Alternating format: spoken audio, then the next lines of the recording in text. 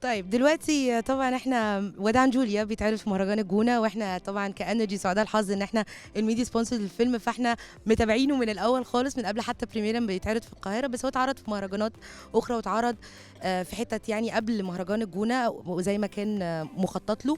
لمّا اتعرض بقى ردود الفعل مختلفة، هل المهرجانات الaudience بتاعها مختلف، بتحس بكده؟ ألف مبروك مبدئيًا. الله يبارك فيكِ. لأ، فيلم وداعًا جوليا بأمانة شديدة، بس عشان ما نسيبش الفضل لنفسي في قصة وداعًا جوليا دي، هي سياسة شركة. أنا يعني إيه، في الآخر إحنا شركة اسمها شركة ريد ستار، أنا وشريكتي باهو بخش. عندنا خطط خمسية زي ما بيقولوا.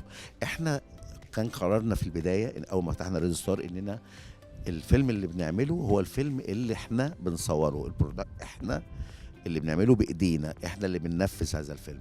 وقعدنا كده شويه حلوين خالص لغايه لما الحمد لله سمعه ريد ستار في انها بتنفذ بكواليتي معين افلام فنيه فيها ريحه تجاريه، محاولات يعني ساعات بتخيش وساعات بتظبط، بس في الاخر عندنا افلام بتاعتنا فرحانين بيها وفخورين بيها، وعندنا قناعة ان الافلام دي هتعيش شويتين ويعرف ابني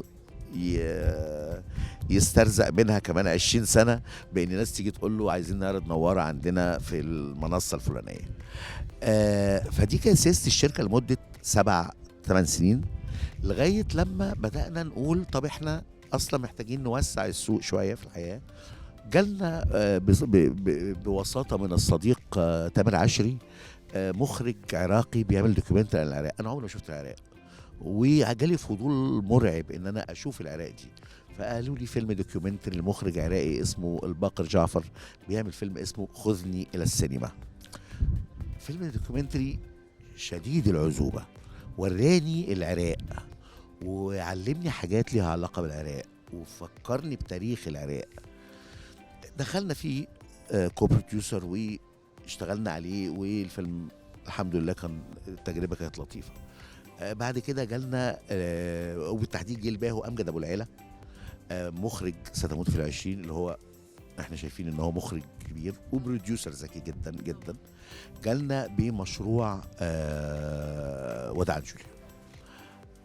انا بصراحه يعني مش انا اللي خدت الخطوات الاولى فيه، انا فاكر كويس جدا ان باهو كلمتني قالت لي امجد كلمني وبعت لي سيناريو فيلم وداعًا جوليا. انا قريت السيناريو صفيه، احنا عايزين نكون موجودين على ده، يلا بينا نكون موجودين على ده. بامانه لما قريت السيناريو انا كمان لا هي لا غيرت وحسيت اني في حاجه حاصله على بعد شويه امتار من حدودي، انا مش عنها حاجه. حضرتك تعرفي ان في عنصريه على اللون في السودان خالص، غير لمّا جيت أذاكر للفيلم.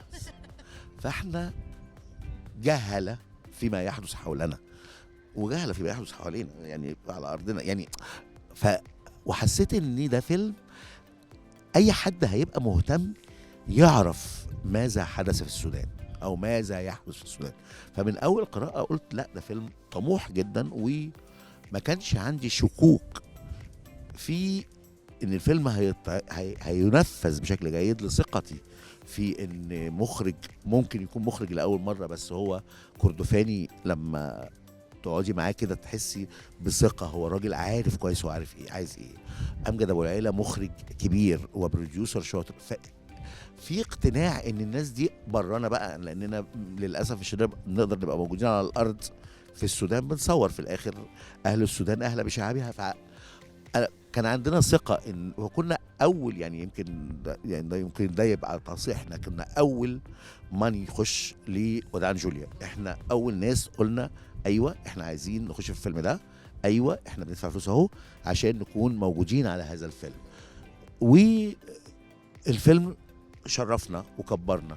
ففكرة الانفتاح على افلام من دول عربيه حوالينا، شاركنا في فيلمين قصيرين، فيلم فلسطيني وفيلم لبناني. مشاركات ممكن تكون بسيطه ما هياش بحجم كبير، لكن احنا موجودين في اي نقطه ناطقه باللغه العربيه تصنع فيلما يجب ان يصنع.